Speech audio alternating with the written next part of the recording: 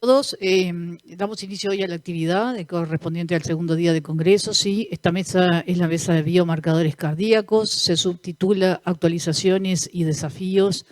En principio vamos a referirnos a todo lo que es la circunstancia actual del COVID, con lo cual vamos a tener la presencia del doctor Ariel Durán, el grado 5 de cardiología de la cátedra y el departamento de cardiología del Hospital Universitario, que nos va a hablar un poco del enfoque de cómo ha impactado el COVID-19 en todo lo que es la consulta del síndrome coronario agudo. Luego vamos a tener al doctor Carlos Eduardo Ferreira, que es el director del laboratorio del Hospital Einstein de San Pablo, Brasil, y él nos va a decir cuáles son los hallazgos que encuentran de los valores de troponina fundamentalmente en pacientes con COVID-19. Y para finalizar vamos a dar un enfoque de la actualización de lo que es el tema de la armonización de los valores de la troponina ahí fundamentalmente, que es un tema que ocupa y convoca a los especialistas al laboratorio clínico y obliga, digamos, a permanentemente tener este tipo de encuentros para poder poner a punto la información y hacer un intercambio de ideas y opiniones. Así que le damos la palabra al profesor Ariel Durán, un referente en lo que tiene que ver con la especialidad, ¿verdad? Con la cardiología clínica y además de todo un gran amigo de la casa. Ariel, te escuchamos. Bueno, buen día a todos. ¿Me escucha bien? Hoy se ve la presentación, Ana. Hola Ariel, está perfecto. Bien. Bueno, primero que nada, por supuesto agradecer la invitación a tan importante evento, agradecerle a mi amiga y colega, la doctora Ana Barindelli, que sé bien que cuando se pone a organizar algo lo hace a la perfección y no pierde ni el mínimo detalle, así que gracias Ana por invitarme, es un gusto estar acá y con la audiencia, con tus colegas, un enorme gusto.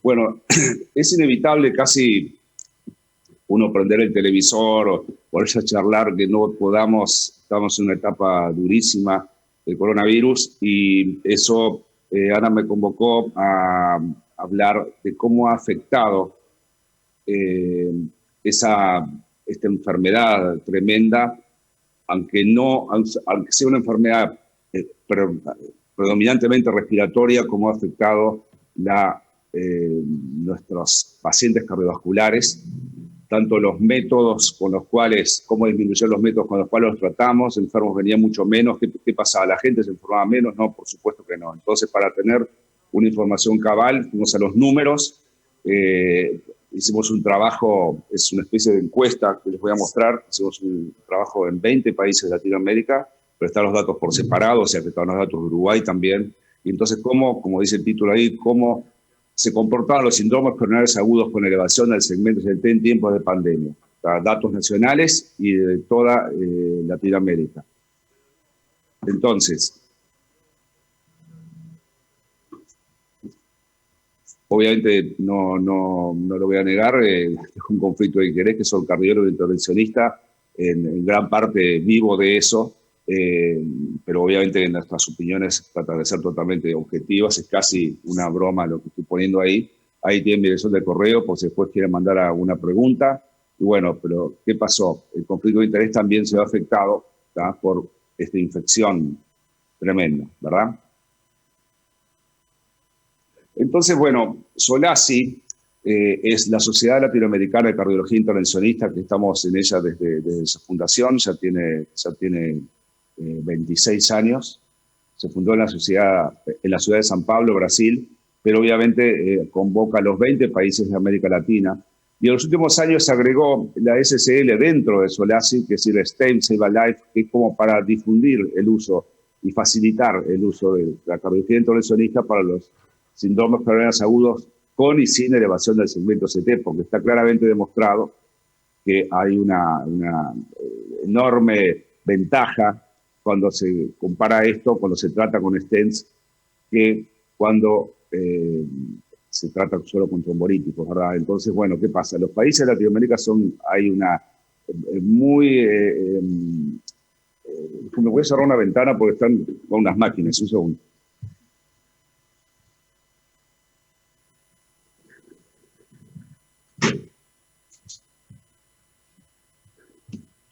Perdón, hay como una obra de construcción y por eso creo que puede mejorar el audio. Es muy simplificado el mapa de cómo en Latinoamérica se tratan los pacientes con y sin elevación del segmento CT. Hay países y ciudades, fundamentalmente, de una extrema penetración de esta técnica y otras con muy poco penetración, y eso también va de la mano de ustedes, de la silicación de troponina, por ejemplo, es muy variable. Hay países que esto se hace muy poco y está claramente demostrado su beneficio, y hay países que se hace mucho más. Entonces, dentro de esa heterogeneidad que todos estamos acostumbrados en América Latina, tratamos de hacer un diagnóstico claro de cómo se ha comportado la pandemia en cada uno de estos países. Entonces, fíjense, nosotros formamos parte de un grupo de reperfusión de la Sociedad Latinoamericana de Cardiología Intervencionista para promoverla, para educar, formar los médicos jóvenes en que cuanto más rápido se hace una angioplastia es mejor. La jornada SOLACI, o sea, SOLACI tiene un congreso anual, que este año obviamente se suspendió, y después 3 jornadas anuales para ir a los países donde el congreso no llega, porque los países que pueden albergar este congreso de Latinoamérica son pocos, son Argentina, Brasil y México. Los demás 17 países se van turnando en 3 jornadas por año, en las cuales nosotros tratamos de difundir toda esta noción de la reperfusión, que cuanto más precoz, cuanto más completa, eso termina salvando vidas. Y entonces, bueno, registrar eso lo hacemos desde hace mucho tiempo, esas actividades, como los números de cada país es muy importante, y este año, obviamente, todo se vio cambiado por esta terrible enfermedad. Entonces decidimos comparar un grupo, realizar una encuesta de cuando estamos trabajando normal, está en un periodo que ahora vamos a describir, compararlo como cuando ya empezó la pandemia. Entonces, bueno, es una encuesta, es un estudio transversal que decidimos hacer, descriptivo, observacional. Obviamente la participación fue voluntaria, pero SOLACI tiene mucha penetración, o bastante penetración en la sociedad, en los países de Latinoamérica, con lo cual tuvimos las respuestas un número adecuado. El objetivo de esta encuesta fue cuantificar la variación de la actividad asistencial en hemodinamia por la pandemia del COVID-19, y los objetivos secundarios son analizar la percepción acerca del diagnóstico y tratamiento del infarto, fundamentalmente con elevación del segmento CT, incluso cuánto había afectado la enfermedad al equipo de salud, algo que obviamente nos preocupa a todos, ¿verdad? Entonces, fíjense, primero recabamos cuáles fueron las fechas de declaración de la cuarentena en los países de Latinoamérica. Esto es un acto político y no tiene que ver con medicina, ¿tá? Ahí tenemos que Paraguay y Ecuador fueron los primeros, ¿tá? Desde el 10 de marzo y 12 de marzo respectivamente, Uruguay el 13, y ahí se declaró acá dice cuarentena, en realidad, por lo menos en el caso de Uruguay, es la emergencia sanitaria, la que sigue hasta hoy. Nadie pensaba al principio que iba a durar tantos meses, y esto va para largo. Después tenemos países, fíjese, como Argentina fue casi una semana después, Brasil fue más, 8 días después que nosotros, etcétera, y así sucesivamente. Y creo que acá, en esta semana, estos primeros días se jugó un poco el partido, hablando en temas futbolísticos. Entonces decidimos ver cómo fue nuestra actividad pre-COVID en este año, para que no haya o por lo menos minimizar el sesgo que podía tener un periodo de hace 1 año, 2 años, etcétera. No, bueno, realizamos nuestro trabajo en todos estos países que ustedes ven acá, del 24 de febrero al 8 de marzo, que ningún país se escuchaba, se sabía lo de China, pero estamos trabajando en forma totalmente normal, y compararlo con lo que llamamos etapa post-COVID, del 30 de marzo al 12 de abril. O sea, analizar el volumen de trabajo en los síndromes coronarios en estos 2 periodos de tiempo bien definidos, ¿correcto? Entonces, bueno, la encuesta, las preguntas, era un primer bloque con los datos patronímicos, sexo, edad, etcétera. Segundo bloque con cambios en la actividad del número en el centro. Entonces, los periodos, como ya dijimos, son pre-COVID y post-COVID, pre-COVID y COVID. Entonces, el número de cateterismos que eran por síndrome coronario agudo, cuántas angioplastias hicieron en esos pacientes, cuántas angioplastias fue en infartos con elevación del segmento CT, que son los pacientes más graves, y después la terapia estructural, donde hay las valvuloplastias percutánea, el implante transfemoral de la válvula aórtica, cierre de comunicación ventricular, foramen ovar permeable, etc. Lo que se llama intervencionismo estructural, que está tan desarrollado ahora. El tercer bloque de preguntas en los cambios observados en el manejo del infarto agudo de miocardio con elevación del segmento CT. Entonces, si el uso de los trombolíticos en el infarto es igual, menor, mayor, o que no tiene respuesta, el número de infartos diagnosticados es igual, mayor o menor, y si la demora, esto también es un dato importante, porque ha pasado, ya lo verán, si la demora la reperfusión es igual, mayor o menor. Eso se entregó a todos esos hospitales en Latinoamérica. También preguntábamos si había habido cambios en la internación post-procedimiento en el periodo COVID, ¿correcto? O sea, a dónde iba el paciente, cuánto tiempo se quedaba, etcétera, si había cambios o no, si se trata de derivar a otros hospitales, si se derivan a otros hospitales por falta de camas, etcétera. Y después, si había personal afectado, es decir, en los médicos, en personal no médico, y si había bajas por ese motivo, bajas, o sea, que personal en cuarentena, etcétera. Bueno, entonces aquí tenemos, nos respondieron los 20 países, de esos 20 países fueron 84 centros, tuvimos una respuesta del 100%, aquí está Uruguay, porque son 8 los centros que estábamos habilitados, o sea, tenemos un 100%, una pena de países tan grandes como Argentina y Brasil respondieron un poco número de centros, pero bueno, de otros países tuvimos el mapa entero. O sea que los datos eran, digamos, intentan, o por lo menos pensamos que eran representativos de la realidad en esos dos periodos pre-COVID y COVID. Aquí tenemos lo mismo, pero un mapa representando en torta los porcentajes de cada uno. Chile fue el que presentó más, después también Colombia, o nosotros un buen número del número de procedimientos con respecto al número total de América Latina. Uruguay es un país que claramente tiene una tasa de intervencionismo, no se puede decir esto sin hablar que el Fondo Nacional de Recursos tiene una importancia en esto, o sea, con la penetración, la facilidad que uno puede tratar los síndromes coronarios agudos en forma intervencional. Y aquí, bueno, entonces ya empezamos a ver resultados que en total, en toda América Latina, la reducción entre esos dos periodos fue el 64%, algo tremendo, ¿verdad? Tremendo. Aquí tenemos que de 5.700 en ese periodo pre-COVID, en el periodo COVID bajó a 2.000, lo cual representa 64%. En Uruguay particularmente bajamos un 31%, o sea, tuvimos un impacto importante, pero menor al resto de América Latina. Eso es en porcentajes globales, estructural, cateterismo diagnóstico, etcétera, ¿verdad? Acá está lo mismo, Uruguay está aquí abajo.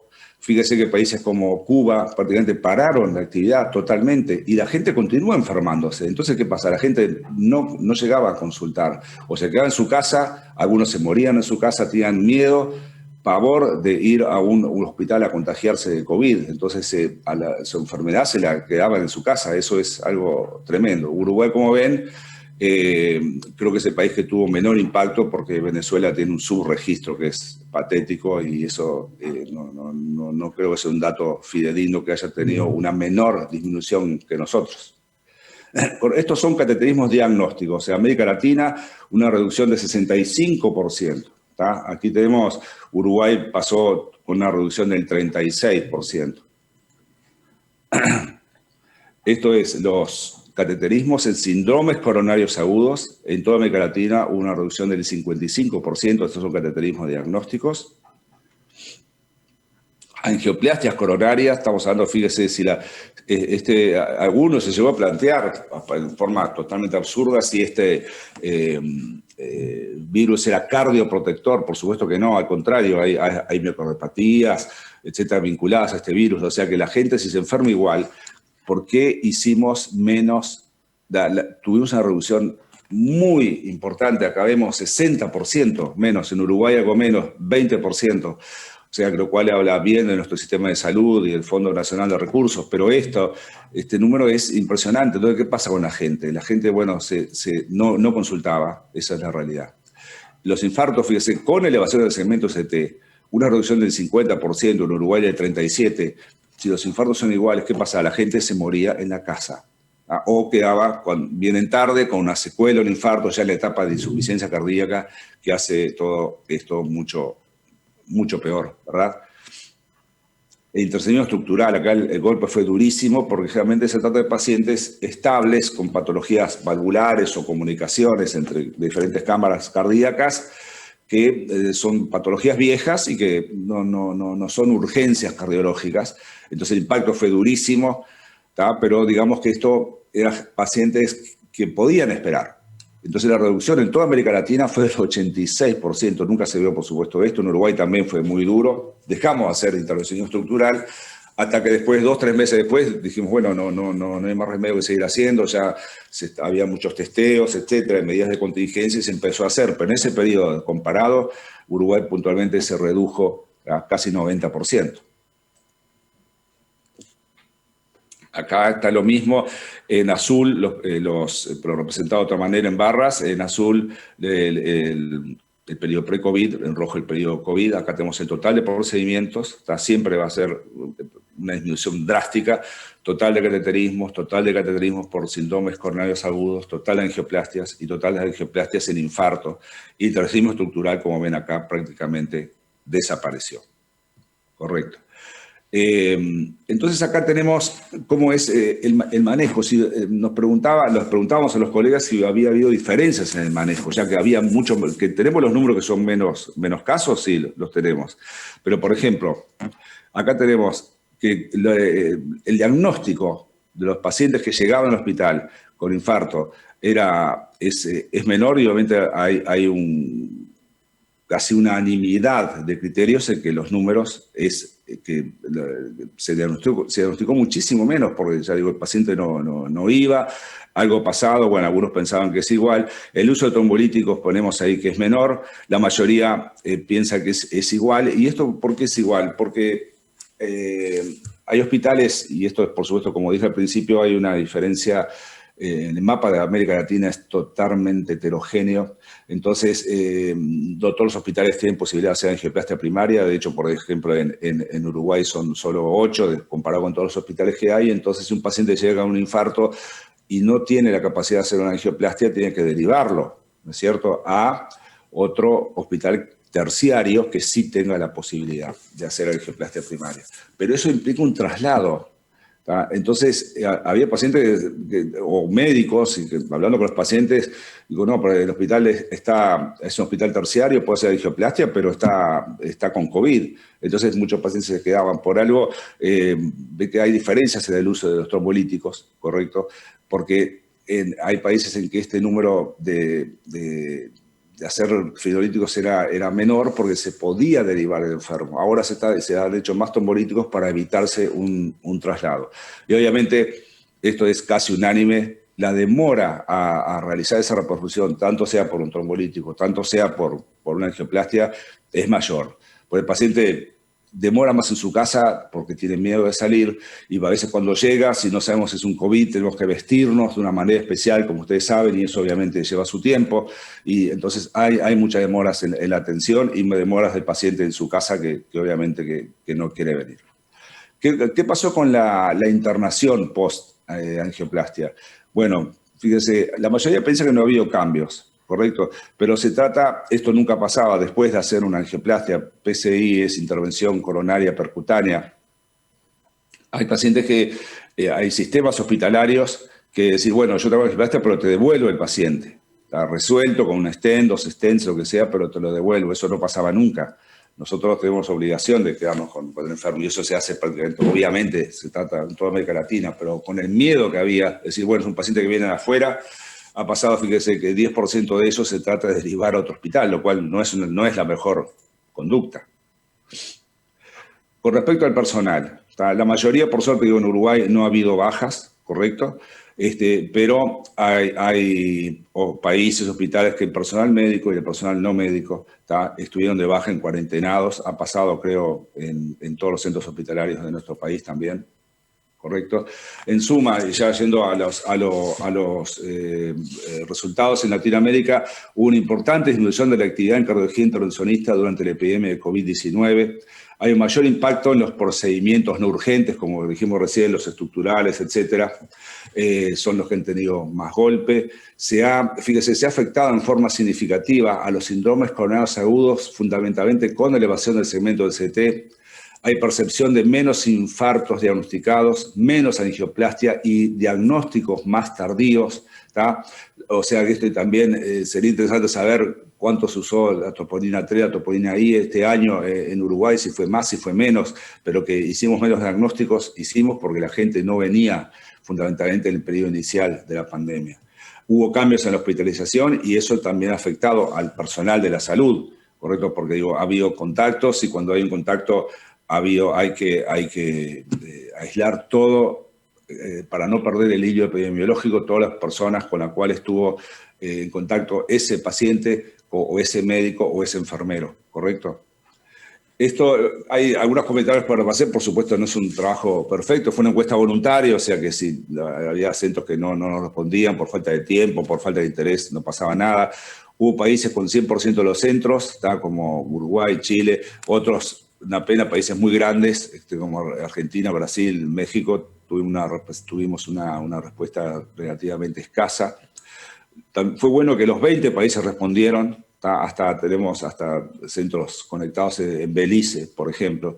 Y obviamente los resultados no son homogéneos entre diferentes países, lo cual expresa, como también ya comentamos, algunas diferencias en el perfil de la situación de la región. La medicina de estos 20 países que uno ha tenido la posibilidad de visitar, personalmente casi todos por diferentes actividades de la sociedad latinoamericana, vemos que la medicina se ejerce de una forma totalmente heterogénea y en algunos casos sorprendentemente heterogénea. Bueno, ¿qué pasó? Podemos discutir si esto fue, las causas eran que había menos pacientes, era por temor de los enfermos, sin duda que eso existió, desinformación, miedo, desconocer la epidemiología. Hemos avanzado mucho en el conocimiento de la epidemiología del virus y cómo afectaba a la salud en sus diferentes ámbitos, pero hay mucho para aprender todavía. Bueno, tendríamos que tener datos de si esto ha aumentado la mortalidad o síndromes coronarios agudos, que no, pero es obvia la respuesta, aunque no tengamos números, que si no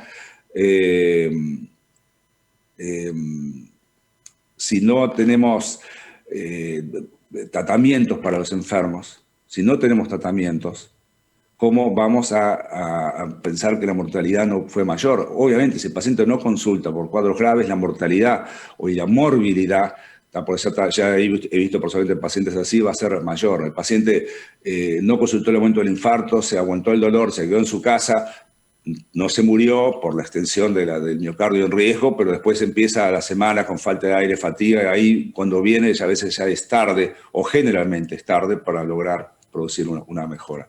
Obviamente, ¿qué es lo que tenemos que hacer? Bueno, hay que alertar a la población a través de las autoridades sanitarias, a través de la prensa, a través de la sociedad científica, de cada uno de nosotros, que si uno tiene una enfermedad grave, no estoy hablando solo de infarto, estoy hablando de accidente vascular, de un cuadro abdominal, quirúrgico, hay que ir. No hay otra manera, porque si no, los resultados, obviamente, y el riesgo va a ser mucho mayor. Bueno, ¿qué aprendimos de esta experiencia? Bueno, que en Latinoamérica debemos trabajar por la mejor asistencia. Hablamos ya de la heterogeneidad de cómo es la medicina en América Latina. Entonces, bueno, sistemas de cuidados como este STEM Save a Life sirven para concientizar, educar, organizar este tipo y llegar a los médicos jóvenes y a través de ellos a la población para mejorar los resultados y que no con esta pandemia no nos puede disminuir, no podemos encerrarnos y dejar de tratar a los enfermos. Bueno, fueron 84 centros los que nos respondieron, de los 20 países, estos están los autores, Uruguay participó en el 100%, y tuvimos la alegría de haber publicado. El grupo de trabajo de STEM Save a Life de la Sociedad de Latinoamérica, este trabajo lo escribimos y fue publicado en la revista holandesa de cardiología este año, y obviamente fue un foco punto de vista de América Latina con respecto al COVID-19, pero focalizado el trabajo en el infarto agudo con elevación del segmento de CT. Aquí está el DOI de la publicación, fue una gran alegría para nosotros, y exclusivamente los datos nacionales fueron publicados en la revista de la Sociedad Uruguaya de Cardiología. Así que bueno, estoy abierto a preguntas, si desean, y bueno, espero que les haya gustado. Bueno, gracias, Ana. Muchas gracias, Ariel. Te damos un aplauso entonces, así te agradecemos tu presencia. Bueno, Espero haber estado en tiempo. Creo que estuve Sí, en tiempo. estuviste re en tiempo, ahora andate a ver a los pacientes, que me preocupa que hayan consultado esto si no lo puedas asistir porque estás con nosotros. Así que te liberamos Bueno, y las preguntas, cualquier cosa, las hacemos al final. Tenemos ahí un feedback contigo, te tenemos en el hospital y en el correo electrónico, así que la instancia de intercambios la hacemos con el público presente y eventualmente con la gente que está por Zoom, ¿sí? Muchísimas muy bien. gracias. Bueno, adiós. Chao. Bueno, Chao. ahora vamos a dar entonces comienzo a la actividad del doctor Carlos Eduardo Ferreira. El doctor Carlos Eduardo Ferreira es médico especialista en laboratorio de patología clínica o análisis clínicos, es el director del laboratorio del Hospital Einstein de San Pablo, Brasil. También preside la Sociedad Brasileña de Patología Clínica en este momento y sobra hablar de sus condiciones profesionales y personales, dado que es un profesional de referencia para nosotros, con vastas publicaciones y extensa experiencia, que nos va a hablar justamente de la experiencia que ellos tienen de los biomarcadores cardíacos en el COVID-19.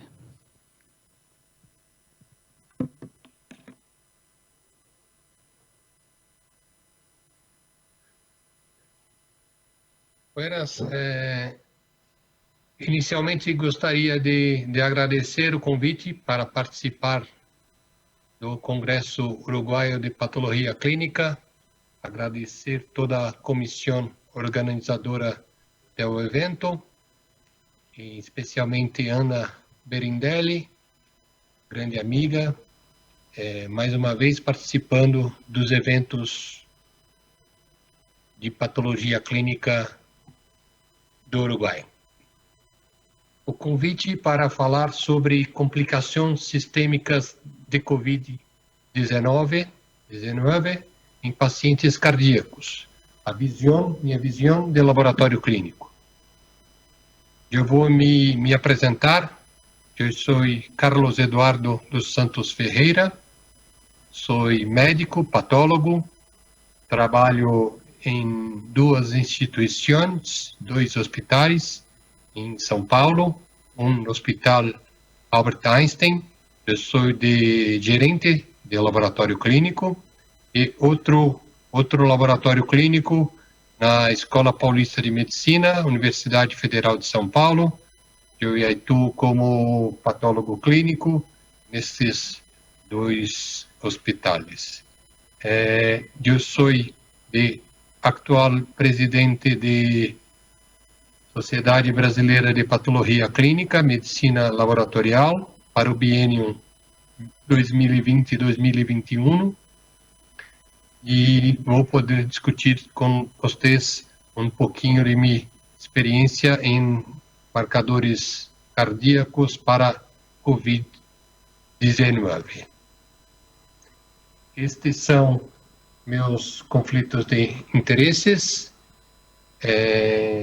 Eu participo como speaker de algumas indústrias e minha atuação como profissional em 2 instituições, uma pública e uma privada. Este é todo o vírus, o coronavírus, o grande responsável pela infecção da COVID-19. O vírus tem em sua superfície, em seu invólucro, diferentes estruturas proteicas. Aqui vocês podem observar proteína M, proteína S, glicoproteína spike, envelope de proteína E, proteína biliar em membrana, hemaglutinina esterase. Todas essas proteínas são responsáveis pela criação de diferentes ensaios de laboratório, provas de laboratórios, provas de anticorpos, e cada uma com uma especificidade e sensibilidade em cada um dos métodos. Acá dentro tem o RNA viral, é um vírus RNA. Acá podemos identificar o vírus por diferentes formas. Eu vou mostrar as 2 grandes classes de provas. Aqui à direita teremos o vírus fora da célula. Como todos sabem, o vírus fora da célula não tem a capacidade de se replicar, ele precisa de receptor. O receptor da célula é o receptor celular ACE2. A partir do momento que tem o vírus, o receptor, esse vírus consegue ingressar no interior da célula e se multiplicar. Eu esqueci de falar no início, eu não falo castelhano, eu combinei com Ana de falar um portunhol para melhor nos comunicarmos. Estes são os dois grandes grupos de provas que temos disponíveis em patologia clínica para detecção direta do material genético do vírus ou metabólitos do vírus ou detecção de anticorpos ou anticorpos em diferentes classes ou anticorpos neutralizantes. Das provas de detecção direta, a mais importante, a RT-PCR, é a primeira reação disponível para proceder o diagnóstico da COVID-19. Tem primers específicos. Inicialmente, as provas eram desenvolvidas em Rouse e depende de partes de extração e amplificação deste material genético. Essas provas passaram a se tornarem automatizadas e disponíveis kits comerciais em diferentes indústrias diagnósticas, incluindo, mais recentemente, provas rápidas para PCR com tempo de detecção de 1 hora. Outras provas para identificar diretamente os vírus, temos 3 iniciativas pioneiras em Brasil, uma técnica para identificação do vírus em saliva, a técnica chama-se LAMP, uma amplificação isotérmica. Essa prova é menos sensível quando comparada com PCR. No laboratório de Albert Einstein, temos a utilização dos sequenciadores de última geração para a identificação direta do vírus, também com um desempenho inferior ao do PCR. Aqui, o grande problema para a identificação desse vírus por NGS é o tempo de processamento de uma amostra que dura em torno de 40 horas. Outra técnica desenvolvida para identificação, utilizada para a identificação do vírus, é a espectrometria de massa. A espectrometria de massa já é uma técnica utilizada em laboratório clínico, era a técnica utilizada para proteômica ou metabolômica, é um pouco menos sensível que o PCR e tem uma grande dificuldade para preparar as amostras. Por fim, um teste que chegou mais recentemente ao mercado, acá em Brasil, não sei como está em Uruguai, para a detecção direta do antígeno viral. Amostras de suave de naso e de orofaringe são testes rápidos, testes imunocromatográficos.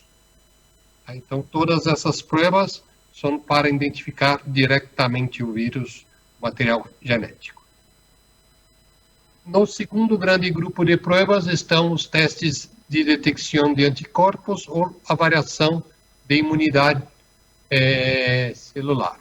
Acá, em vermelho, os testes rápidos, os chamados testes imunocromatográficos. Acá em Brasil, uma grande confusão com esses testes. Esses testes têm um desempenho inferior a testes automatizados, grandes problemas com desempenho de diferentes fabricantes. Acá nossa agência regulatória aprovou uma quantidade muito grande desses tipos de provas e um grande problema para a interpretação desses resultados. Acá, com o avanço das pesquisas nas indústrias diagnósticas, temos métodos mais sensíveis para identificação de anticorpos, técnicas variadas da técnica de ELISA, como eletroquimiluminescência, quimiluminescência, entre outras.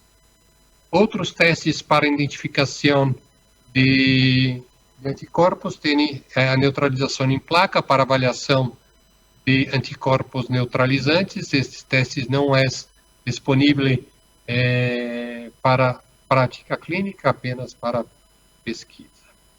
Estamos a iniciar validações para testes de resposta imunicelular e testes específicos para anticorpos neutralizantes também. Outros testes disponíveis estão a chegar ao mercado, tem diferentes anticorpos de diferentes tipos de epítopos proteicos em um mesmo teste, em uma mesma prova. Acá temos os 3 grandes principais grupos de anticorpos. Acá o primeiro, o mais importante, os anticorpos neutralizantes, com 2 proteínas específicas de spike, S14P5, S21P2. Estes tipos de anticorpos impedem que o vírus adentre no interior da célula, são anticorpos neutralizantes. Estes anticorpos, alguns ensaios estão sendo desenvolvidos para que possamos avaliar resposta vacinal em um futuro próximo. Acá, outros tipos de anticorpos não neutralizantes, que facilitam a entrada do vírus no interior da célula e facilitam esta replicação. Estes tipos de anticorpos servem apenas para avaliar a questão do diagnóstico, não tendo importância na relação da inativação do vírus. Tá? E acá, esse mais específico, são anticorpos envolvidos em toda resposta inflamatória sistêmica quando tem uma forma mais avançada da COVID-19. É vírus novos procedimentos, novas terapias em diferentes realidades. Acá em Brasil, temos 23 diferentes estados, com cidades de diferentes tamanhos, diferentes tipos de acesso a serviços de saúde.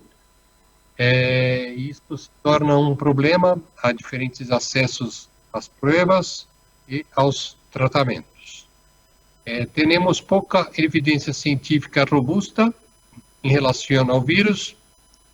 É uma infecção viral sistêmica que afeta diferentes órgãos e tecidos. Tem origem, período de incubação, sintomas, períodos de transmissibilidade, convalescência e cura. Períodos variam bastante, as publicações têm informações bastante diferentes, desde a origem, que ainda não temos muita informação, até mesmo o curso da COVID-19. Esta publicação do JAMA traz estas informações de forma sintética. Nas conclusões desta publicação, tem que em julho de 2020, mais de 10 milhões de pessoas em todo o mundo já se infectaram com o SARS-CoV-2, que é o vírus responsável pela COVID-19.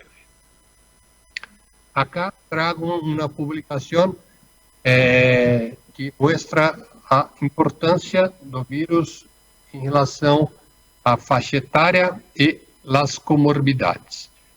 Como todos nós sabemos, que quanto mais idade temos, maior a gravidade da COVID-19. Quanto mais jovens somos, menos graves são as apresentações da Covid-19. E aqui à direita temos a relação direta da mortalidade com comorbidades, tá? Doença cardíaca, que é o tema central da nossa apresentação.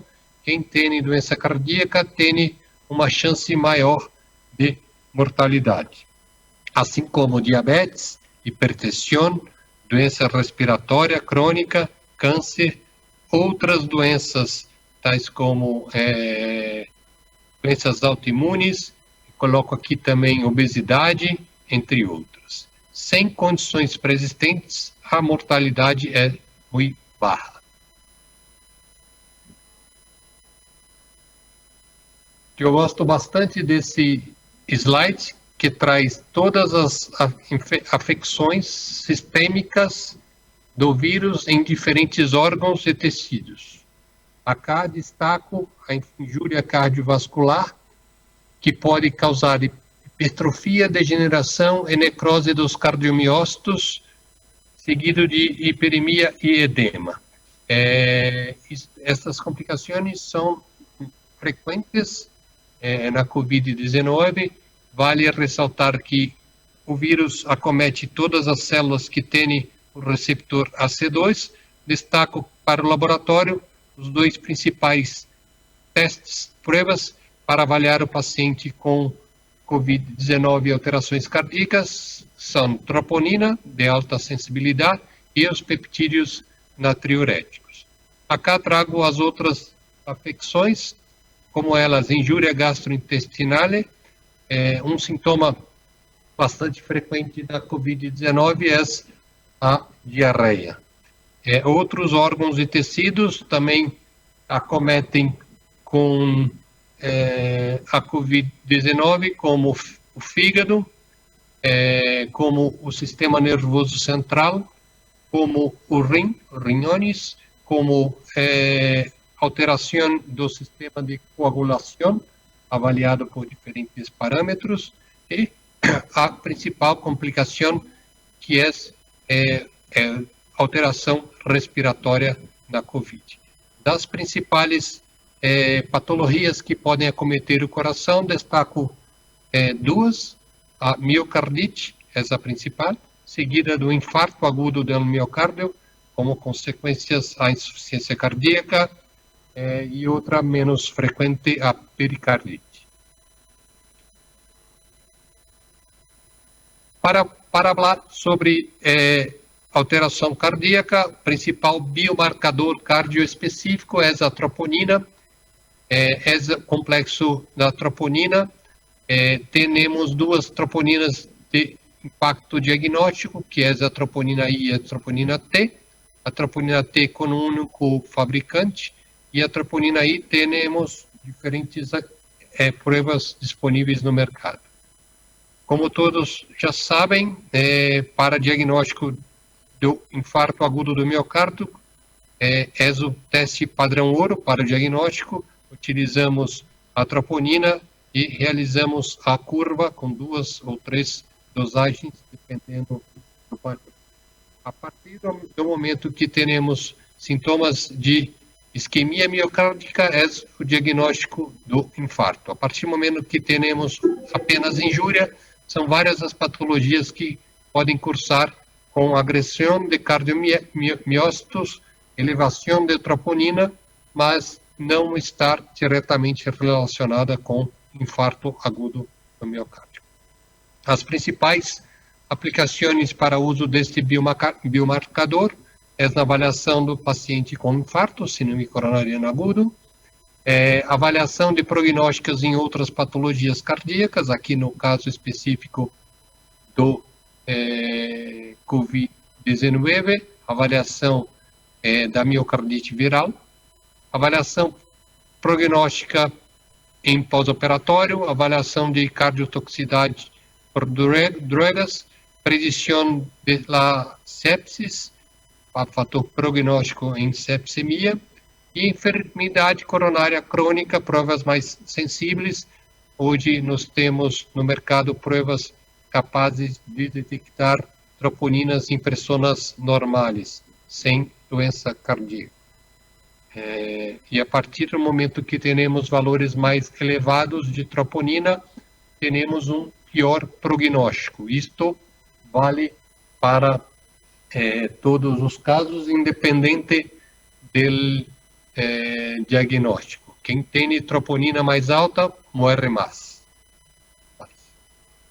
Este é um artigo que traz esta informação, publicado no New England, em junho de 2019, que traz essa informação em relação ao prognóstico, tanto para a troponina I como para a troponina T, prognóstico em 1 e 2 anos em pacientes que não tiveram diagnóstico do infarto, e na população geral aqui também avaliada para troponina I.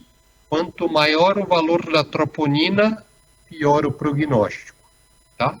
Risco de morte ou de infarto. Isso vale tanto para a troponina I como para a troponina T. Quanto mais alto, os valores vão aumentando em relação ao prognóstico. Aqui, destacado em cores de verde para vermelho, as troponinas normais e até troponinas mais elevadas.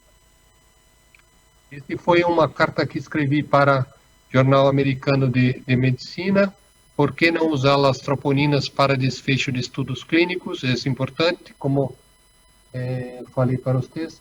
Quanto mais alta a troponina, mais pior o prognóstico do paciente. E podemos avaliar diferentes grupos de pacientes tratados com diferentes terapias, avaliando a elevação da troponina. Acá, entrando especificamente na avaliação da troponina nos pacientes com COVID-19, teremos alguns estudos que mostram a incidência em relação ao prognóstico, a elevação da troponina nestes pacientes. Quanto mais graves, quanto maior o acometimento cardíaco, maior a elevação da troponina. Vários outros parâmetros laboratoriais servem para avaliar a fricção do vírus em outros órgãos.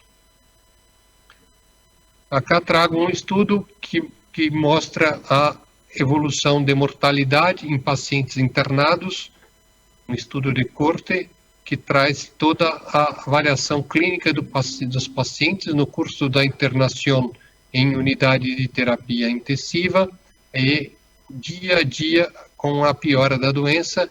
Como todos nós sabemos, a doença ela tem uma piora próxima do 9º ao 10º dia, que inicia toda a cascata imunológica da doença, e assim por diante o paciente pode começar com acometimentos em outros órgãos e tecidos. No início, os sintomas mais frequentes têm febre, tosse, dispneia, diarreia também, como coloquei anteriormente. Acá, nesse estudo, mostrando os diferentes testes, as diferentes provas de laboratório, aqui em destaque a troponina, a curva em vermelho são os pacientes que não sobreviveram e a curva em azul são os pacientes sobreviventes. Como todos podem perceber, quem tem troponina mais elevada tem um pior prognóstico, bem separado dos pacientes que mantiveram troponinas em valores próximos à normalidade. A partir do momento que tem um valor elevado, o prognóstico é pior. Isto vale com outros exames também. Acá, os linfócitos, quem tem linfócitos mais baixos também, pior prognóstico desses pacientes. A associação da doença cardiovascular com a mortalidade, aqui é uma meta-análise demonstrando a elevação da troponina em diferentes estudos, tá? Todos eles mostrando a elevação da troponina nos pacientes e a correlação direta com a mortalidade. Esse slide traz uma apresentação e uma publicação do JAMA, mostrando a importância da troponina para a avaliação do paciente pós-Covid. Pacientes que foram desde pacientes assintomáticos com sintomas intermediários não hospitalizados e sintomas mais intensos, pacientes que permaneceram hospitalizados. A importância da utilização da troponina com percentil 99 para o segmento do paciente com miocardite. Então, se tem um paciente hospitalizado com troponina elevada, tem que seguir o protocolo de avaliação para miocardite. Para pacientes intermediários, é importante o repouso de 2 semanas antes de iniciar o retorno aos exercícios físicos. É muito importante, avaliando caso tenha necessidade com a troponina de alta sensibilidade, seguindo também o protocolo de miocardite, caso esse paciente tenha uma elevação dessa troponina. Para os pacientes que são mais assintomáticos, a preocupação é menor.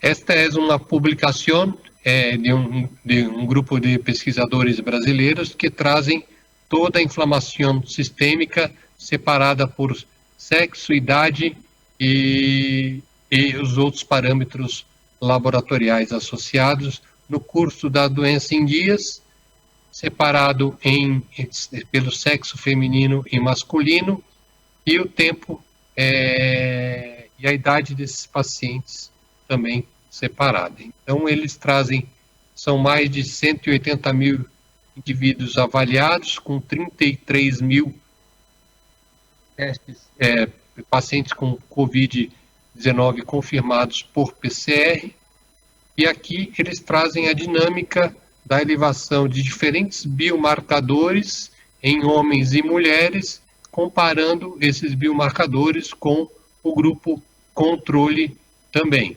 Esses são a dinâmica da elevação dos biomarcadores em homens e mulheres, ou, como vocês podem perceber, um dos poucos marcadores que são elevados mais em mulheres comparado com homens, os peptídeos natriuréticos. As mulheres fazem elevação de peptídeos natriuréticos em maior dimensão quando comparada com os homens. Era isto que tinha para trazer para vocês. Gostaria, uma vez mais, de agradecer o convite para estar aqui. Espero não ter falado muitas besteiras com o meu portunhol. Espero passar minha informação.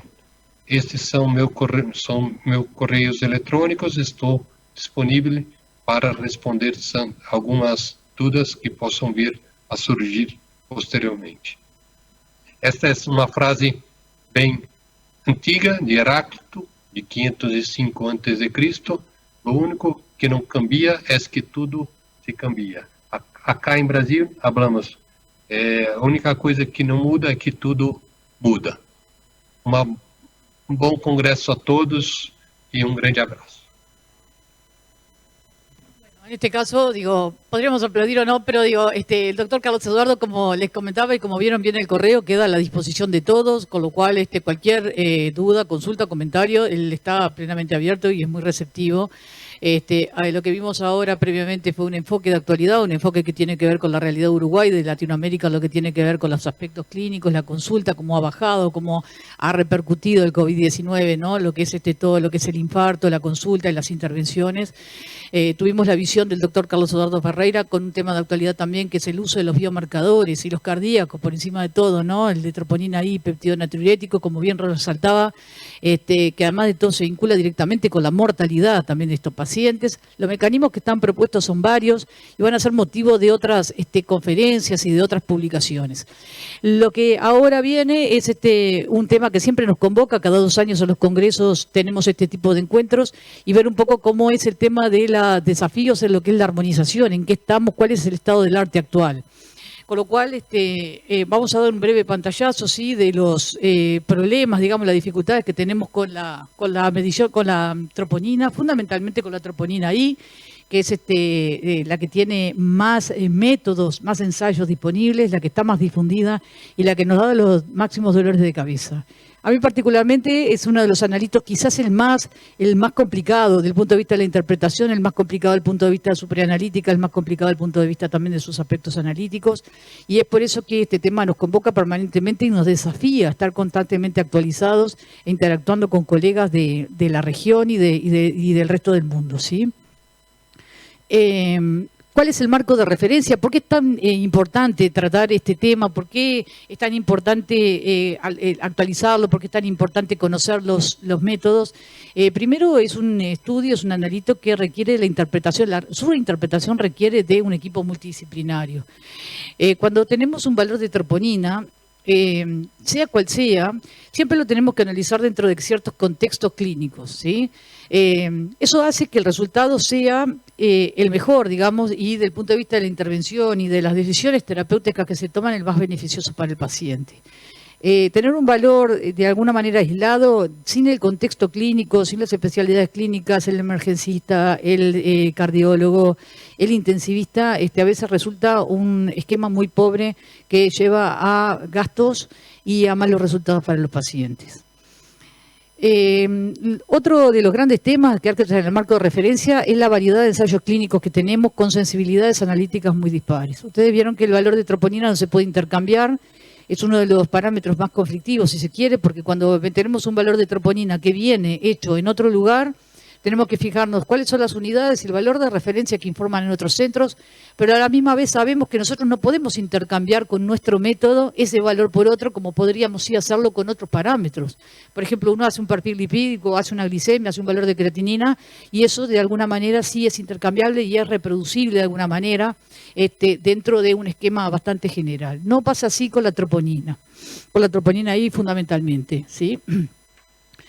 Un tercer problema que tenemos, y también el marco de referencia, es la definición de los valores umbrales. Cuando tenemos un método de troponina, a veces lo heredamos, a veces lo tenemos que implementar nuevo, y decimos, bueno, ¿dónde está el punto de corte? Normalmente lo que se hace en la práctica asistencial es asumir los valores que indica el proveedor, digamos, ¿no? Pero también es importante saber de dónde sale eso, ¿sí? Porque eso tiene una razón de ser. Y esto viene ya al punto cuarto, ¿no? El diagnóstico de infarto se establece según la cuarta definición universal de infarto de la última reunión del año 2018, alude a un percentil 99 de una población de referencia sana, ¿sí? Es decir, nosotros tendríamos una población de referencia de sujetos sanos y en el punto de corte del percentil 99 se define el punto de cutoff. Eso es un gran problema. Digo, por varias razones. Primero, porque las poblaciones de referencia para los diferentes países y para los diferentes proveedores son todas diferentes. Con lo cual, la dispersión de datos dentro de ese percentil 99 de una población de referencia puede tener oscilaciones hasta de 20 veces. He pasado a la misma muestra según los distintos equipos. Y hay muy pocas recomendaciones. Recién ahora se empiezan a escribir pautas de cómo se tienen que realizar las poblaciones de referencia para que el cutoff, el punto de corte, esté establecido en el percentil 99. Hasta ahora las poblaciones de referencia, lo vamos a ver ahora en algún slide, eran disímiles y hoy sabemos que tiene que tener por lo menos 300 mujeres, 300 hombres, tener todas las franjas etarias representadas y tener una serie de condiciones que realmente indiquen que estas son poblaciones de referencia aceptables, digamos, como para poder establecer puntos de cutoff.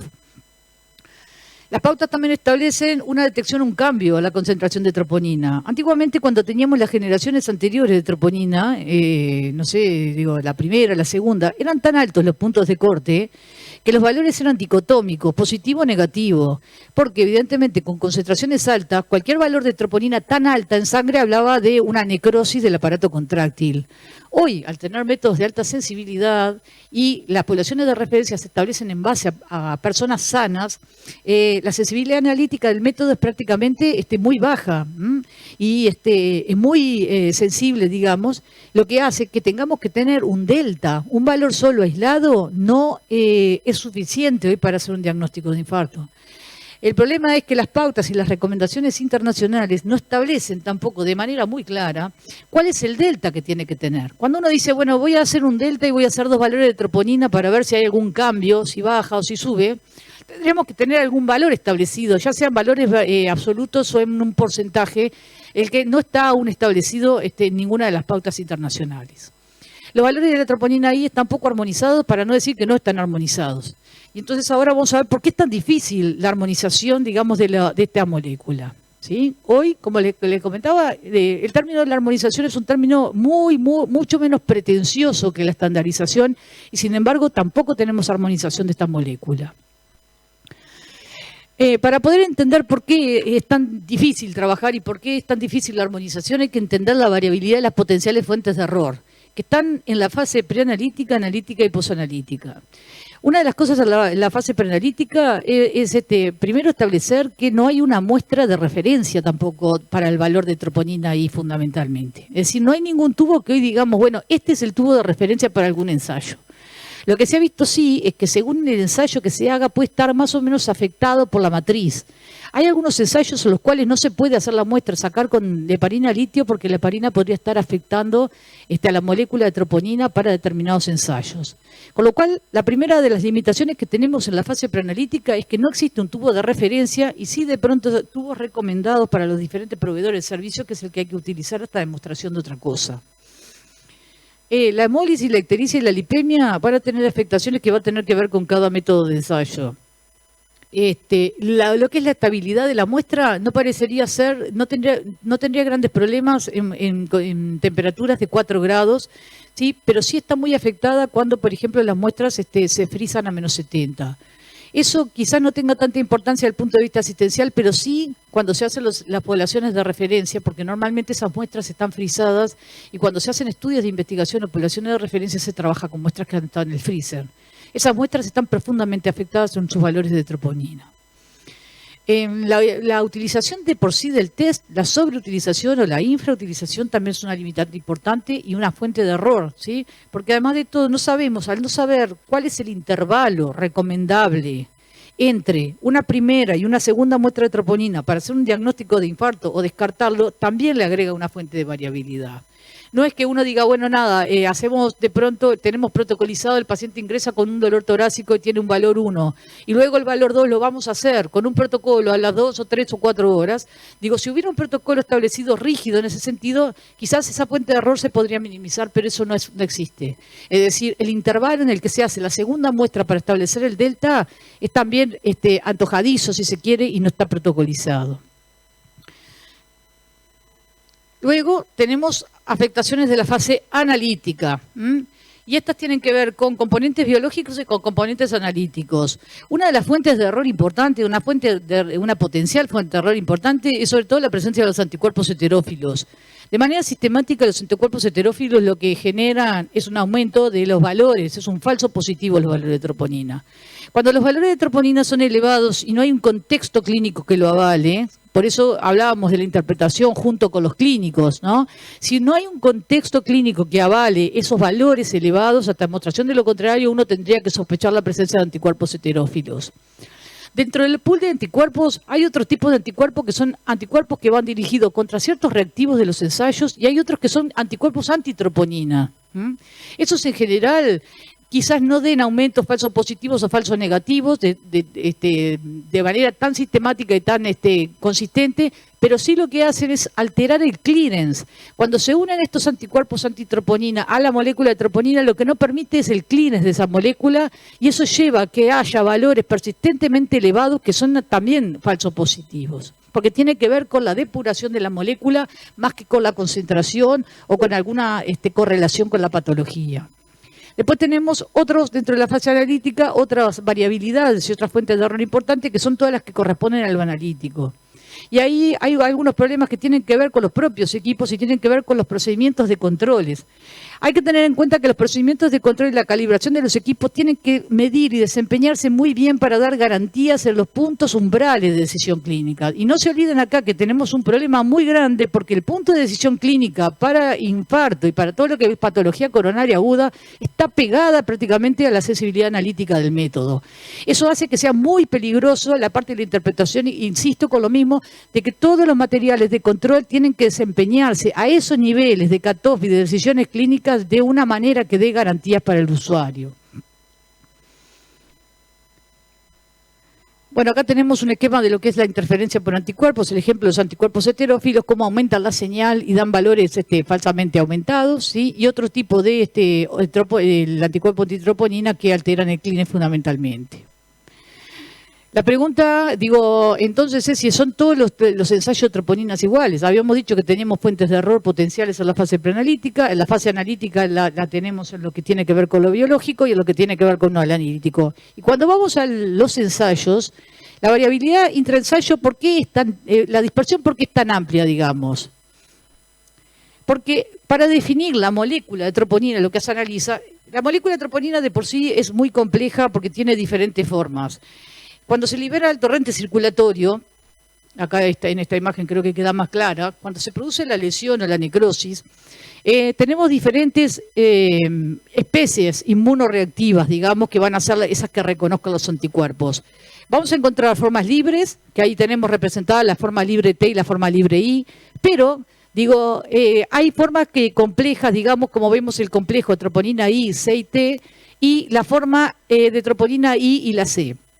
Cuando tenemos métodos que miden la troponina I, en general reconocen, y las recomendaciones internacionales dicen que tendría que reconocer la troponina I en todas las formas, tanto libre como vinculada con la molécula C.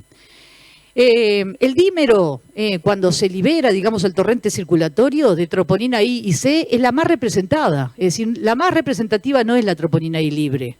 Entonces, cualquier método que tengamos para medir la troponina I tiene que poder reconocer el complejo IC, que es el que estamos viendo ahí, y también la forma libre de troponina I, de manera tal que pueda cuantificar todas las moléculas de troponina I que andan en el torrente circulatorio.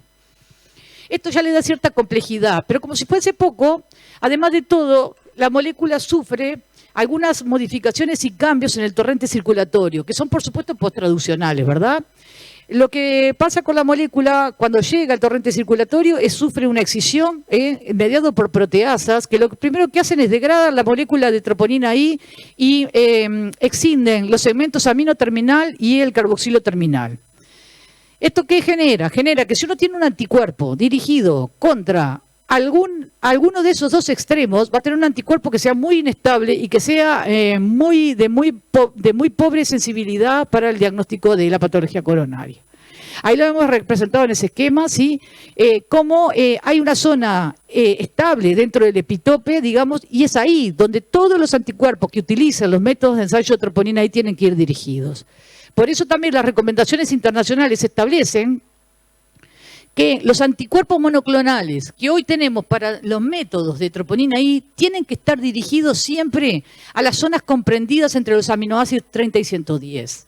Esto no es antojadizo, porque cuando uno elige un método de troponina I tiene que tener en cuenta y tiene que mirar en el prospecto y el fabricante le tiene que decir hacia dónde están dirigidos los anticuerpos de reconocimiento, ¿sí?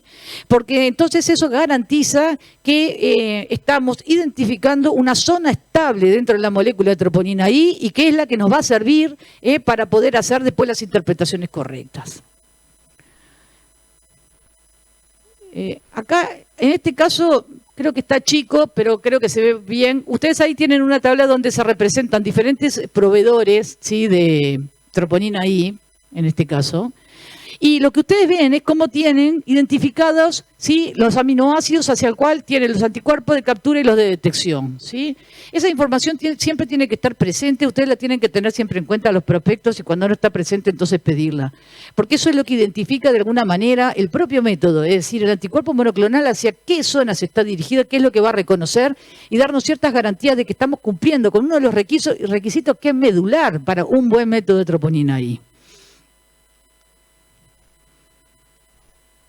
Acá lo que tienen es justamente las recomendaciones, ¿sí? Los anticuerpos tienen que estar dirigidos hacia epitopes localizados en la zona estable de la molécula y que no estén afectadas ni por la formación de complejos, es decir, además de que tiene que tener un monoclonal dirigido contra esos aminoácidos, ¿verdad?, entre la zona del 30 y el 110, además de todo, el método no puede estar afectado. Ese reconocimiento de ese anticuerpo monoclonal no puede estar afectado ni por el complejo, es decir, tiene que reconocer la troponina I libre y vinculada con las otras formas, con troponina T y con la troponina C, y además de todo no puede estar afectada por todo lo que es la oxidación, fosforilación y todos los procesos que sufren el torrente circulatorio como modificaciones en la molécula posttraduccionales, ¿sí?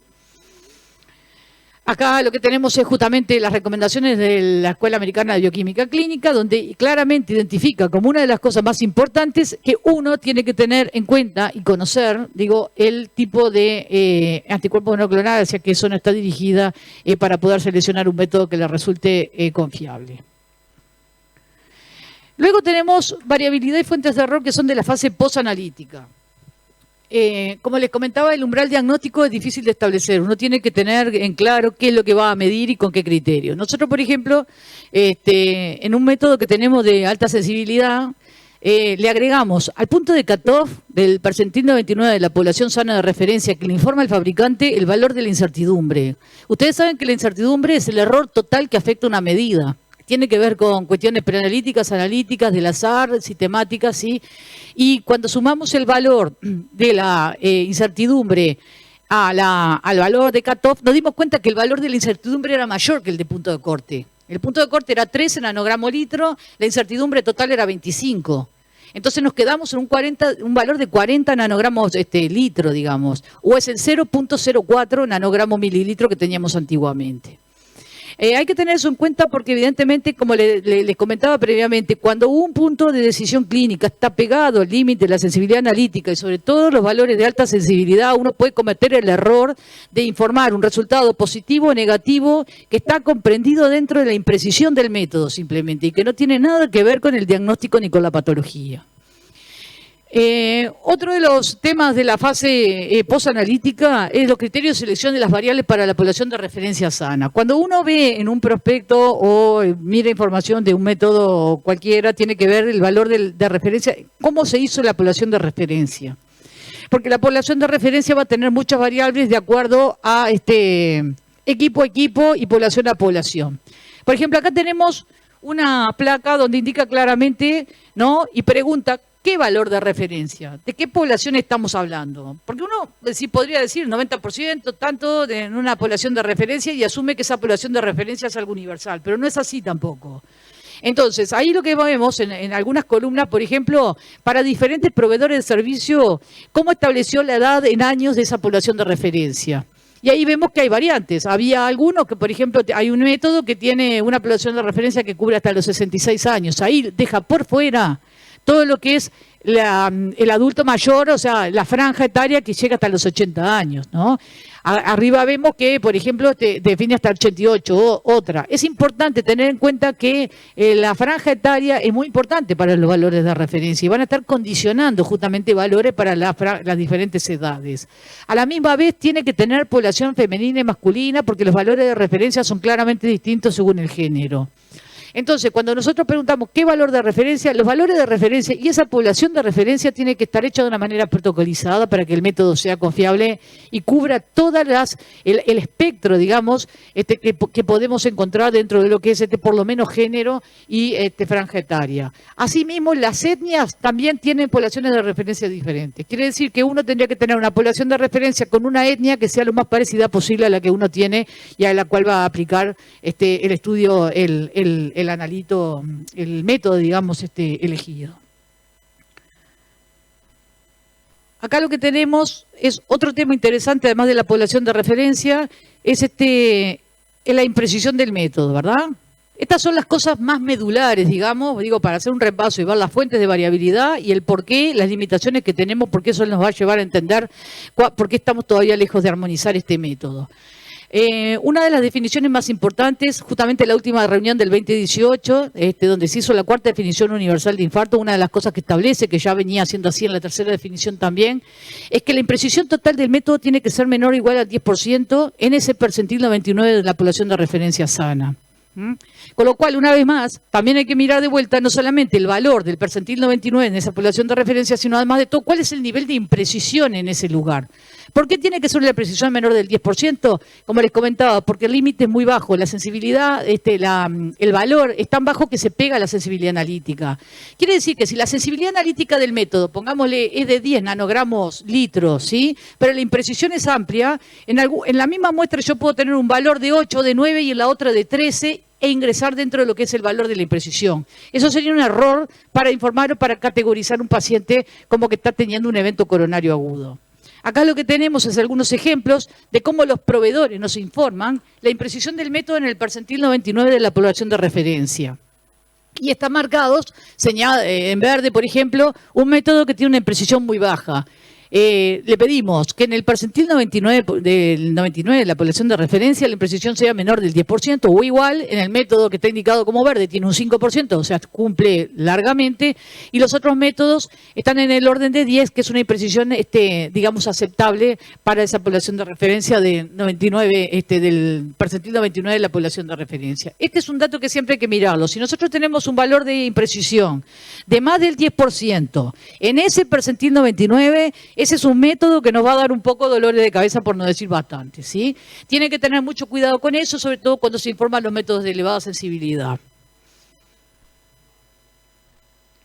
Acá lo que tenemos es justamente, en el percentil 99 de población de referencia, esto que yo les decía, la diferencia puede llegar a ser hasta de 20 veces. Estos son estudios que se han hecho, donde la misma muestra pasada por los diferentes equipos con diferentes proveedores de servicio de troponina ahí, nos informan valores de percentil 99 completamente disímiles, ¿sí? Esto le da muchísima complejidad al tema. Imagínense que está en la misma muestra, ¿no? Y cómo, según el método que tengamos, el valor de cutoff, el umbral de decisión clínica, los diagnósticos que yo vaya a hacer pueden tener una dispersión de hasta el 20%. Esa variabilidad, digamos, ensayo a ensayo, es una de las cosas que hace que uno tenga que ser muy estricto y muy cauto en la selección del equipo, digamos, y del método que va a elegir. Y por último, dentro de lo que es las fuentes de error y las potenciales, la variabilidad de las potenciales fuentes de error, ¿sí?, de la fase posanalítica, esto es de la reunión del año 2018 también. Una de las cosas, antiguamente, digo, se pensaba que los valores de troponina detectables, digamos, tenían que ver con la necrosis o con todo lo que era el aparato contráctil en el torrente circulatorio. Hoy se sabe que no es así. Hoy se sabe que con lesiones, por ejemplo, como en este caso, ¿no?, hay una liberación de las moléculas de troponina en la circulación y que nos van a estar dando ruido, nos van a estar dando valores de troponina, ¿sí? Entonces, podríamos tener situaciones en las cuales ustedes ven la franja punteada por debajo, la franja punteada en azul, situaciones crónicas, por ejemplo, que, ojo, pueden ser cardíacas o extracardíacas. Hay patologías pulmonares, hay patologías generales sistémicas que dan valores de troponina, ¿sí?, detectables, aun cuando no tenga un delta, no se eleva ni baja. Eso es lo que dicen hoy las nuevas definiciones de infarto, que como se ha bajado tanto la sensibilidad de este método y se miden valores tan cercanos al cero, hoy, con un valor solo no alcanza, porque nosotros podríamos tener un valor detectable en sangre de troponina y eso no representa necesariamente un evento coronario agudo. En azul tenemos punteado patologías crónicas, por ejemplo, la insuficiencia cardíaca, por ejemplo, el edema agudo de pulmón, por ejemplo, muchas patologías que pueden tener ese ruido de fondo y mostrar valores detectables de troponina. Pero cuando uno hace una curva, no tiene un valor elevado, no sube ni decrece. Y no cumpliría con esos criterios que hoy nos piden para decretar, digamos, el episodio agudo. Claramente se diferencia de la curva de arriba, la que tiene un rojo, donde un delta, que se dice según los autores que puede ser del 50%, hay quienes dicen menos, de elevación de la primera muestra con respecto a la segunda, estaría sellando el evento coronario agudo en la actualidad. Y entonces eso es una de las cosas que hay que tener en cuenta también, ¿no? Es decir, no apresurarse, porque ahora lo que está pasando, cuando empezó el mundo de las troponinas de alta sensibilidad, es que se empezó a hacer un sobrediagnóstico de los eventos coronarios agudos, que después, cuando se intervienen los pacientes, ven que no tienen ninguna correlación y que en realidad no son episodios coronarios, ¿sí? Es simplemente un error en la indicación y un error en la interpretación de los datos. Acá, ya entrando directamente en la fase final y lo que tiene que ver con la armonización, acá lo que tenemos representado es, bueno, se ha ido tomando las frutas que estaban más bajas. A ver, ¿esto qué quiere decir? Que evidentemente se pudo estandarizar y se pudo armonizar algunos de los parámetros que podían tener elementos que, vamos a ver, le permiten la trazabilidad. Y para esto tenemos que definir la trazabilidad, que la propiedad del resultado que nosotros tenemos en la medida de relacionarse con referencias internacionales, ¿verdad?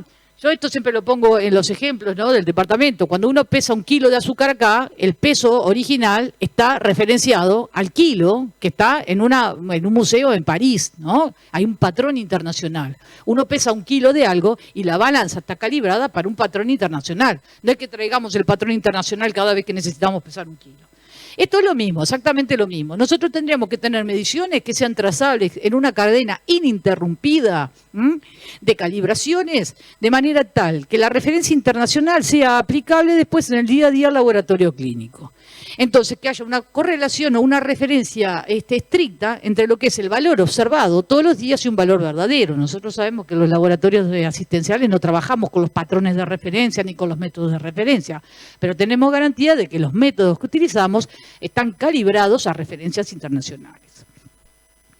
Y cuando vemos un poco la trazabilidad, ¿no?, de acuerdo a la ISO 17511, justamente que es esta, ¿no?, que habla de la trazabilidad de las muestras, hay dos posibilidades: que podamos estandarizar, que podamos armonizar.